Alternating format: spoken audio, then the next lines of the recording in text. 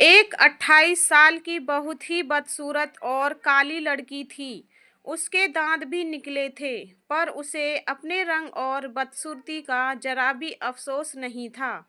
हमेशा खुश रहती और एक नंबर की पेटू और पढ़ने लिखने में महाभोंदू भी थी। पेटू होने की वजह से शरीर भी बेडौल हो गया था।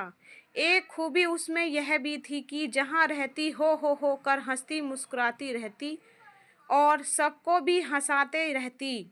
उसे नेक दिल लड़की का एक शौक भी था, खाने बनाने का। वह खूब मन से खाना बनाती और बड़े चाव से मसाला पीसती। खाना बनाने की किताबें खूब ध्यान लगाकर पढ़ती। टीवी रेडियो पे भी पाक कला के प्रोग्राम को बड़े मनोयोग से देखती सुनती। जब भी उसे कोई खाना बनाना होता तो वह बड़े प्रेम से बनाती। आटा गूंथती बड़े प्यार से, गीत गुनगुनाते हुए कम आंच पे पूड़ियाँ तलती। सब्जी चटनी खीर हो या मटर पनीर, सब कुछ लाजवाब बनाती। जो भी उसके खाने को टेस्ट करता बिना तारीफ किए ना रहता। उसने पाक कला में अद्भुत और असाधारण प्रतिभा हासिल कर ली थी। वह मनहूस थी। उसके काले रंग और बदसूरत होने से कोई उसे प्यार न करता था, पर माँ उसे बहुत प्यार करती थी। आज तक माँ ने उसे डांटा तक नहीं था और वह भी माँ से बहुत प्यार करती थी।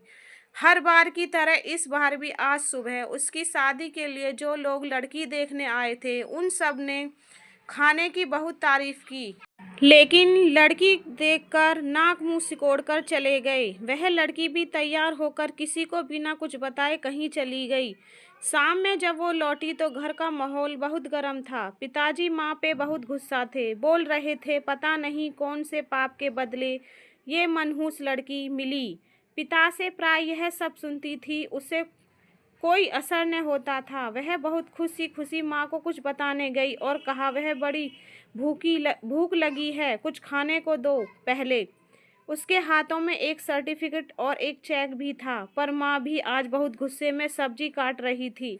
उसकी तरफ देख बिना ही बोली, तू सचमुच मनहूस है, काश पैदा होते ही मर जाती तो आज ये दिन ना देखना पड़ता। 50 रिश्ते आए, किसी ने तुझे पसंद न किया। उस मनहूस लड़की को माँ से ऐसी आशा न थी। उसके दिल बैठ गया और उसकी खुशी उड़ गई और उदास होकर माँ से बोली, मैं सचमुच मनहूस हूँ माँ, क्या मैं मर जाऊँ? बोलते बोलते उसके गला रुंध गया और चेहरा लाल हो गया।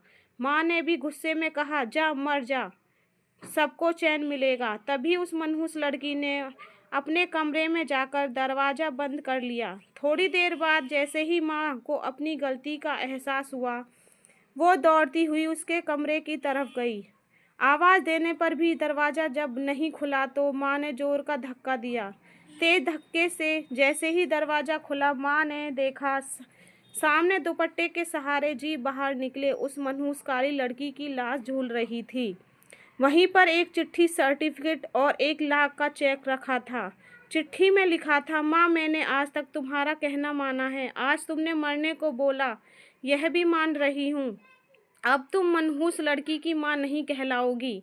मैंने पढ़ने की बहुत कोशिश की पर मेरे दिमाग में कुछ नहीं जाता है, पर भगवान ने मुझे ऐसा बनाया है, इसमें मेरी क्या कसूर माँ?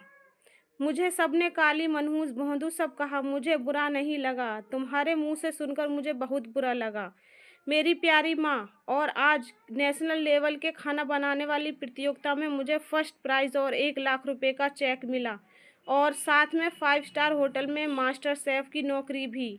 और पता है माँ, आज मेरी ज़िंदगी की सबसे खुशी का दिन था, क्योंकि पहली बार वहाँ सबने मुझे कहा था, देखो ये लड़की कितनी भाग्यशाली लड़की है।